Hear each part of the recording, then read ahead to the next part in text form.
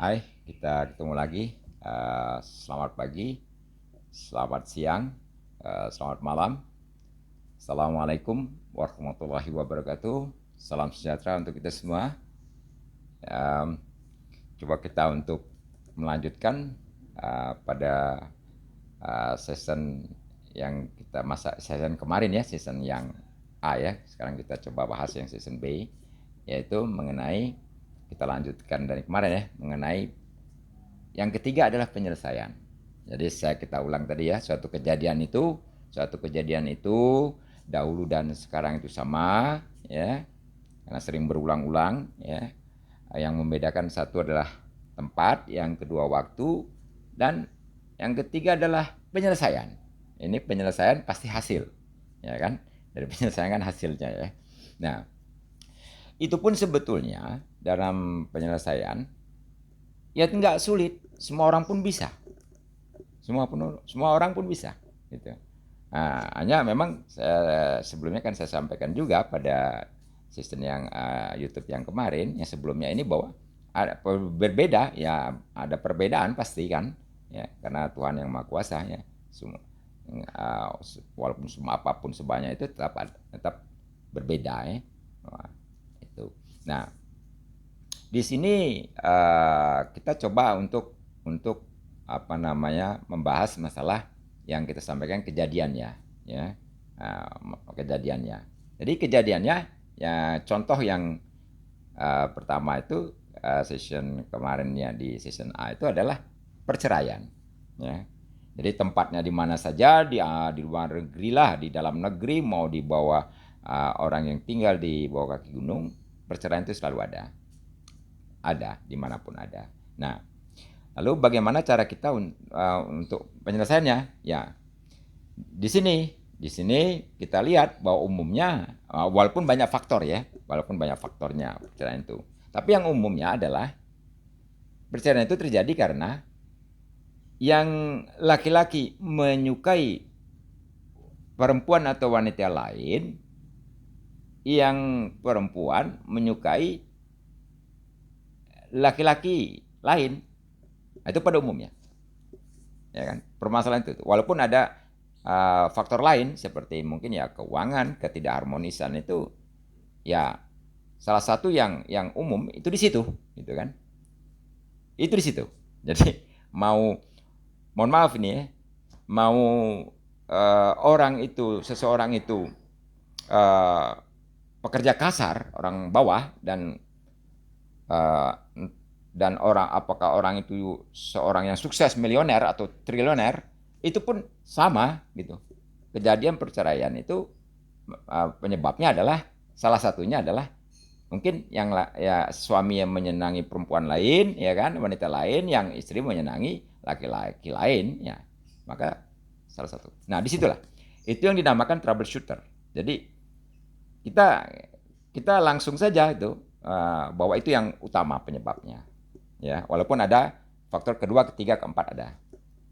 Itu karena apa? Karena kita terbiasa terulang ya. Jadi kita pernah ngalami, apalagi kita jadi tahu ya.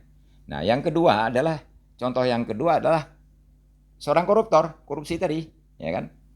Jadi kejadiannya, masalahnya kamu korupsi ya, gitu kan.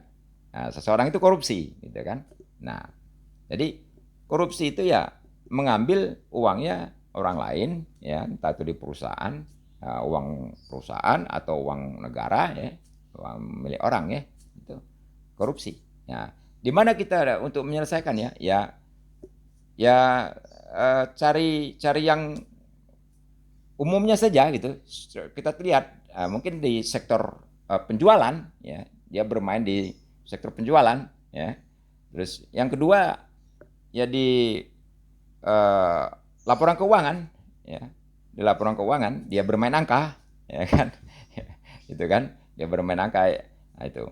Jadi walaupun ada faktor lain, tapi kita bidik di situ pada umumnya gitu kan. Nah, terus yang ketiga contoh tadi seperti ya anak kita waktu sekolah zaman SD dulu ya, kalau nggak naik kelas ya nggak belajar, ya kan? Kalau nggak belajar, gimana mau ngerti ini ya, apa namanya, kita menjawab soal, menjawab ujian, karena kita nggak pernah belajar, ya. Dan mungkin juga sering bolos, ya. Nah, kalau bolos kan kita nggak melihat mata pelajaran, ya, kita nggak tahu, ya. Kita nggak mengikuti. Jadi dimanapun juga, entah itu di pelosok mana ya, nggak naik kelas salah satu faktornya itu. Nah itu kita sebut. Lalu kita cari solving problem, kita selesaikan masalah itu. Karena mungkin kita ngalami itu lebih bagus. Jadi kejadian dalam perjalanan hidup. Nah, dan kita akan lihat juga kepada kejadian yang lain di luar sana gitu. Ya akan sama. Maka dalam penyelesaian itu ya hampir sama juga gitu kan. Hanya bedanya adalah perkembangan. Mungkin karena zaman, berkembang karena zaman. Nah, ini ada satu kata bijak, kata-kata bijak saya yang terkait dengan cara penyelesaian. Ya, mungkin juga ada orang yang sudah tahu ya, tapi ini yang saya temukan kata-kata bijak saya adalah seperti ini. Ini tolong untuk bisa dapat apa ya, diingat-ingat ya, diingat-ingat itu. Yaitu semakin kita banyak taunya, saya ulang ya, semakin kita banyak taunya, semakin tinggi akurasinya. Jadi beda dengan seseorang yang taunya sedikit. Jadi untuk menyelesaikan suatu masalah itu semakin kita banyak taunya, itu semakin tinggi akurasinya, persentasi dari penyelesaian itu. Nah, sebagai contoh seperti ini, ya, andai kan kita pada saat dulu kecil sampai dengan dewasa ya, dengan dewasa kita banyak bermain, ya. Alangkah baiknya kalau sampai bermain ke negara orang gitu ya, entah dia sekolah studi ya, atau dia mungkin dia bekerja, atau dia memang tinggal ikut orang tua, ya. Jadi tidak hanya di Indonesia saja, atau tidak hanya di Pulau Jawa, mungkin dia ke Pulau Sumatera atau ke Pulau Bali atau apa. Jadi dia cukup banyak pengalaman itu dalam perjalanan hidupnya. Dia cukup banyak menemui masalah. Dia cukup banyak juga menyelesaikan masalah itu. Jadi akan berbeda dengan orang yang sedikit. Ya. Jadi istilah ininya mudahnya ya halusnya banyak bermain ya. Kalau saya itu banyak bermain. Nah begini. Seperti suatu hari saya melihat ada orang membuat bangunan, ya. Bagaimana cara adukan semen, lalu dia masang batu bata, dia menghitung per meternya habis sekian bata, menghitung besinya, berapa habis semennya. Walaupun itu bukan keahlian saya ya, bukan bidang kita gitu kan, tapi kita hanya tahu saja itu udah bagus. Hanya tahu saja itu udah bagus gitu. Dibanding orang yang nggak tahu. Suatu hari kita ingin bangun kamar mandi atau ingin bangun tembok, pagar ya. Setidak-tidaknya kita udah tahu itu. Dibanding dengan orang yang sama sekali nggak tahu. Jadi kita berapa meter Pak bangunan itu? Kita sudah tahu itu. Gitu. Oh sekian. Jadi habis batu bata sekian, habis semen sekian, pasir sekian, besi sekian. Gitu. Nah, itu berlaku juga untuk pengetahuan yang lain. Itu. Banyak tahunya dalam rumah tangga. Ya, walaupun kita belum pernah berumah tangga, tapi kita pernah lihat itu kan. Pernah tahu itu. Rumah tangganya teman kita, rumah tangganya tetangga kita belajar di situ. Nah, itulah yang artinya semakin banyak tahunya, kita akan semakin tinggi akurasi dalam penyelesaian. Ya. Tinggal berbeda, ya kan? Itu tadi perbedaan penyelesaiannya. Ada yang mungkin 10%, ada yang 50%, ada yang 80%, bisa juga ada yang 100%. Karena kejadian itu terulang, lalu kita sudah biasa atau sudah mengerti cara penyelesaiannya, hanya zaman yang membuat itu satu perkembangan. Itu di situ perbedaannya. Itu hanya beda sedikit di situ. Berkembang ya karena zaman ya, ngikuti zaman. Nah di situ. Karena yang Maha Kuasa juga ya, itu memberikan masalah itu bukan tidak bisa untuk diselesaikan, semua bisa diselesaikan. Yang Maha Kuasa memberikan itu cobaan atau masalah itu hanya berbeda presentasi dari penyelesaian tersebut. ada yang 10%, ada yang 50%, ada yang 80%, bahkan ada yang 100%. Itu.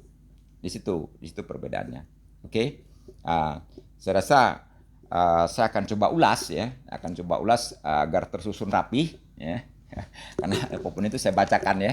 Ini agak sedikit biar tersusun rapi ya. Pengalaman hidup dalam perjalanan hidup kita adalah guru yang terbaik. Ya. Semakin banyak pengalaman yang kita temui dan hadapi, semakin mudah kita untuk dapat menyelesaikan masalah yang sama di kemudian hari. Hanya hasilnya yang berbeda.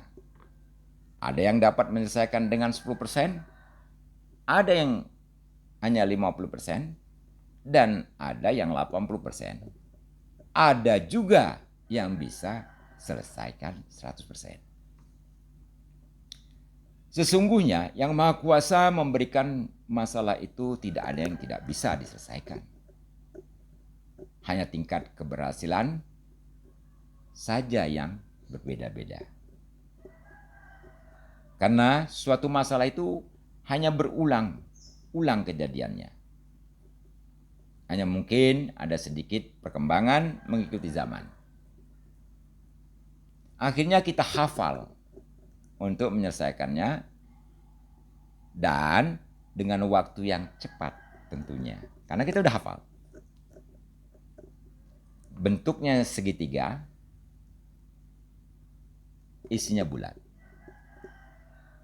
Bentuknya lonjong, isinya pun bulat. Bentuknya segi empat, isinya pun masih tetap bulat. Semakin kita banyak tahunya, semakin tinggi akurasinya untuk penyelesaian. Jadikan pengalaman dalam perjalanan hidup sebagai filosofi dan tanamkan dalam ingatan kita sebagai acuan hidup kita ke depan.